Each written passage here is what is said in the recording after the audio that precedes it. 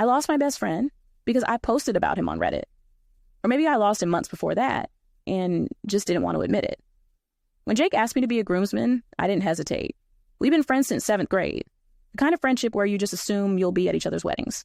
I was genuinely happy for him. His fiancée wasn't someone I gotten close with, but that didn't matter. This was Jake. The first few months of planning were fine. Normal stuff. Then the emails started coming. Custom dress shirts we had to pay for ourselves. A specific barber sheet approved for haircuts the week before. A bachelor party at a resort 3 states away that would cost me close to $1,000. I read through the list at my kitchen table one night, the wedding details printed out in front of me, and felt this knot forming in my chest. I brought it up to Jake carefully, told him some of the requests felt like a lot. He laughed it off, said it wasn't that big a deal, that weddings were just like this now. I didn't push. I never did with Jake. I figured if I just went along with it, everything would smooth out eventually. Then the job offer came. It was a position I'd been working toward for 2 years. Better pay, actual career growth, the kind of opportunity you don't turn down. But the mandatory training fell right before the wedding. 2 weeks, I'd be out of state. I stared at that email for probably an hour before I called Jake. He didn't take it well. Started saying I was bailing on him, that real friends would find a way to make it work. I told him I'd try to reschedule the training, that I'd still make it back for the wedding itself. But even as I said it, I knew I wasn't going to fight that hard.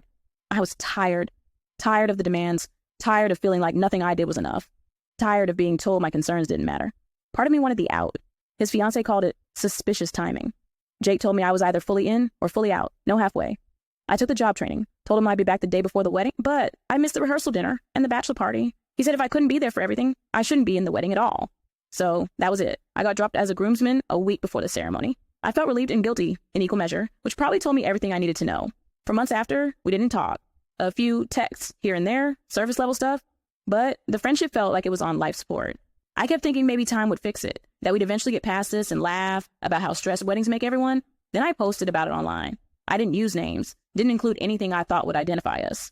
I just needed to process what had happened and to figure out if I'd been as selfish as Jake said I was. The post was up for maybe an hour before I thought, screw it, I should just call him. Waiting another week wasn't going to make it easier. He answered, but his voice was cold. I started apologizing, told him I should have been honest about how overwhelmed I was instead of just checking out. I thought it might open the door. Instead, he said, "You've been posting about this on Reddit, haven't you?" My stomach dropped. His wife had seen the post. Somehow, in the hour it had been live, she'd found it and decided it was about them.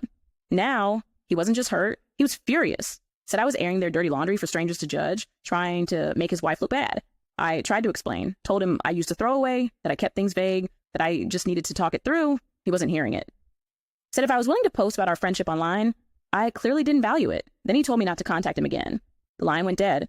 When I checked my phone later, I was blocked. Everywhere. Instagram, texts, all of it. His wife apparently messaged the other groomsmen too, telling them I've been trash talking them online.